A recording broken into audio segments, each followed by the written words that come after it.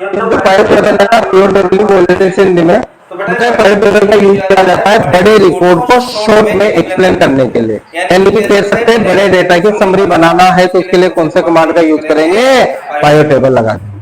Complete बड़ा record है, उस रिकॉर्ड पे हमें समरी चाहिए, मतलब हम चाहते हैं कि बड़े रिकॉर्ड को देखने में टाइम लगेगा, हमें छोटे रिकॉर्ड में एक्सप्लेन हो जाए या हमें समझ में आ जाए, तो उसके लिए कौन सा कमांड, पाइप टेबल। मैंने प्रैक्टिकल बताया था, काफी प्रैक्टिकल होता है इसमें।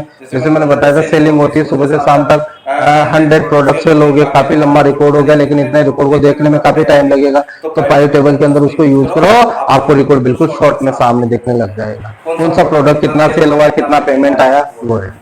तो पाइप टेबल का यूज किसके लिए करते हैं, बड़े रिकॉर्ड की समरी बनाने के लिए या बड़े रिकॉर्ड को शॉर्ट में समझने के लिए। समरी वही होता है। अगला है बेटा चार्ट। चार्ट मीन्स हिंदी में क्या होता है, ग्राफ। और ग्राफ का काम क्या होता है, सबको पता है। चार्ट ग्राफ पढ़े ना आपने, प्रैक्टिकल नहीं, ऐसे नॉर्मली चार्ट के बारे में जानते हो। तो नंबर वाले डेटा को, किसको, नंबर्स वाले डेटा को ग्राफिक्स फॉर्मेट में देखने के लिए या समझने के लिए किस कमांड का यूज किया जाता है, चार्ट। अरे चार्ट का काम क्या है, जो नंबर वाला डेटा है, जो वैल्यू वाला डेटा है, जो नंबर वाला डेटा है, उसको किसमें कन्वर्ट करता है, ग्राफिक्स फॉर्मेट में। किसमें कन्वर्ट करता है, जैसे किसका उदाहरण बता देता हूँ। जैसे कोई जनसंख्या के आंकड़े होते हैं, डेटा होता है जनसंख्या का।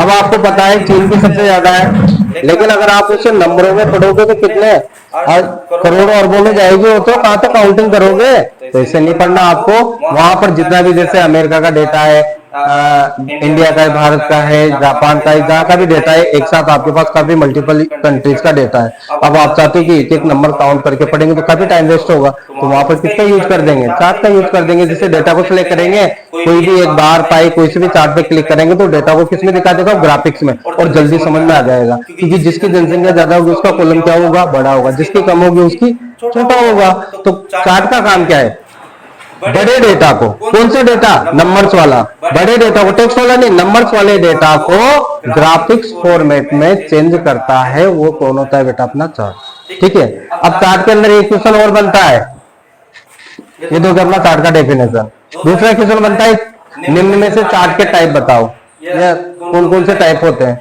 तो चार्ट के टाइप याद रखना, 10 9 या 10 है उसमें। तो एक तो बार चार्ट होता है, क्या नाम बोला, bar chart, column chart, pie chart, radar chart, उसके बाद बबल, लाइन, ऐसे 5 से और भी कुछ चार्ट्स हैं, उनको कंप्लीट कर लेना, एक बार ही पढ़ लेना चार्ट के टाइप्स के नाम और कुछ नहीं। अगला, जैसे चार्ट के अंदर एक क्वेश्चन और बनता है ग्राफ के अंदर, क्योंकि ग्राफ में दो डेटा होते हैं, एक तो नंबर वाला होता है और दूसरा होता है टेक्स्ट वाला। समझिए, नंबर वाला कौन सा है, जैसे मैं स्टूडेंट के लिए बताऊं, स्टूडेंट का रिकॉर्ड कंप्लीट कर रहा हूं, तो स्टूडेंट का नाम तो कौन सा हुआ, इधर देखिए बेटा, स्टूडेंट का नाम कौन सा हुआ, स्टूडेंट का टेक्स्ट वाला हुआ, और उनके मार्क्स कितने आएंगे, नंबर। तो ध्यान देना आप, जैसे मैं स्टूडेंट का रिकॉर्ड चार्ट के अंदर देखना चाहता हूँ, तो स्टूडेंट के नाम पे क्या हुआ, टेक्स्ट, और उनकी सैलरी क्या हुई, समझ आया ना। तो यहाँ पर देखिए बेटा कि ग्राफ के अंदर या चार्ट के अंदर जो टेक्स्ट वाला डेटा होता है, कोई स्टूडेंट के नाम, एम्प्लॉय के नाम, जो टेक्स्ट वाला डेटा होगा उसको मिलेंगे लीजेंड, याद रखना है यूजर्स को, तो बोलेंगे लीजेंड। और जो नंबर का डेटा होता है उसको मिलेंगे लेबल। बोलिए बेटा, कोई से आपको किसी भी टाइप का, लेकिन अगर उस ग्राफ के अंदर नंबर का वर्क है या कोई सैलरी है, तो उसको तो किसमें बोलेंगे, नंबर को तो लेबल में, और टेक्स्ट को किसमें बोलेंगे, चार्ट के टाइप से याद रखना, और चार्ट का यूज क्या है, इसका डेफिनेशन क्या है वो याद रखना। ठीक है, ये हो गया अपना। उसी टाइप से इसका एक और भाई है जिसका नाम है स्पार्क लाइन, ये भी ग्राफ में कन्वर्ट करेगा नंबर्स वाली वैल्यू। आप कहोगे सर इसने भी वही किया, बिल्कुल दोनों का सेम है, लेकिन याद रखना जो ग्राफ होता है, जो चार्ट होता है, ये तो क्या करता है, अलग से डेटा फॉर्मेट बनाता है, अलग से ग्राफिक्स फॉर्मेट बनाता है, अलग से पूरा डेटा बनाएगा उसका। लेकिन जो स्पार्क लाइन है, ये भी नंबर वाली डेटा को, नंबर वाली वैल्यूज को ग्राफिक्स फॉर्मेट में दिखाता है, बट ये अलग से नहीं दिखाता, ये ओनली फॉर सिंगल सेल के अंदर। किसके अंदर बेटा, सिंगल सेल के अंदर नंबर वाले डेटा को ग्राफिक्स फॉर्मेट में दिखाता है, याद रह जाएगा आपको। ये तो क्या करता है चार्ट, तो जो डेटा होता है नंबर वाला उसको अलग से ग्राफ बना के एक्सप्लेन करता है ग्राफिक्स फॉर्मेट में। स्पार्क लाइन वाला भी क्या करता है, ये भी नंबर वाले डेटा को ग्राफिक्स फॉर्मेट में ही एक्सप्लेन करता है, बट सिंगल, याद रखना, सिंगल सेल के अंदर। जैसे मैंने लाइन बनाई ना, वैल्यू कम होगी तो नीचे जाएगी, वैल्यू ज्यादा होगी तो ऊपर आएगी, कम ज्यादा इस टाइप से, लेकिन एक सेल के अंदर ही एक्सप्लेन कर देगा। और ये जो स्पार्क लाइन वाले जो चार्ट होते हैं ना, ये 3 ही टाइप के होते हैं, ज्यादा नहीं होते, वो तो 9-10 टाइप के होते हैं, तो 3 ही होते हैं।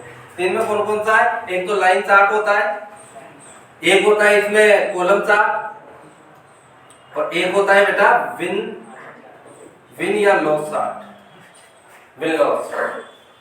लाइन चार्ट इस टाइप से दिखाता है, कॉलम चार्ट इस टाइप से दिखाता है, और विन लॉस वाला जो चार्ट होगा ये ओनली 2 वैल्यू को दिखाएगा, प्लस और माइनस की। अगर प्लस माइनस की वैल्यू नहीं है आपके रिकॉर्ड में तो ये ग्राफ काम भी नहीं करेगा। कौन सा वाला, विन लॉस वाला। तो ये भी बेटा ग्राफ का ही काम। अगला क्वेश्चन क्या है अपना, स्लाइसर। क्या है बेटा, इसका देखिए बेटा, स्लाइसर बहुत अच्छा क्वेश्चन है समझने के लिए। अभी मैंने थोड़ी देर पहले बोला था कि डेटा को अगर अलग करना है तो किस कमांड का यूज करेंगे अपन, फिल्टर का। किसका यूज करेंगे, फिल्टर का यूज करेंगे।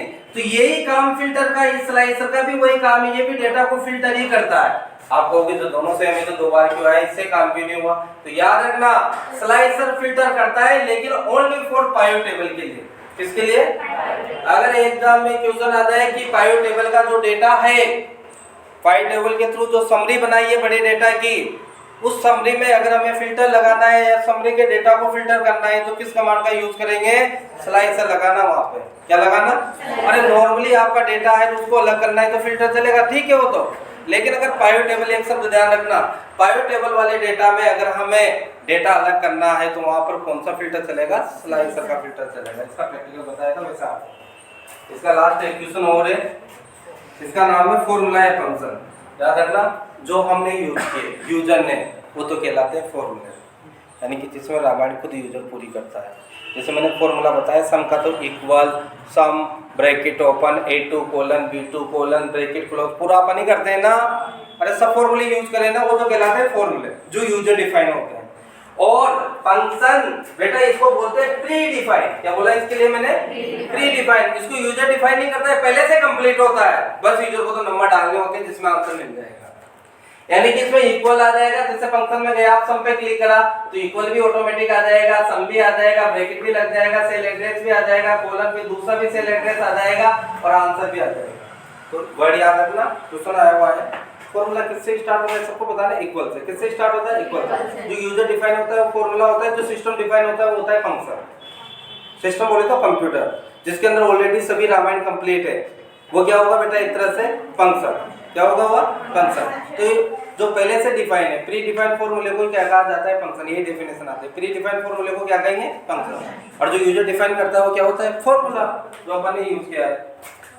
तो ये हो गया अपना एक्सेल का कंप्लीट। अगला है बेटा पावर पॉइंट, तीसरा सॉफ्टवेयर।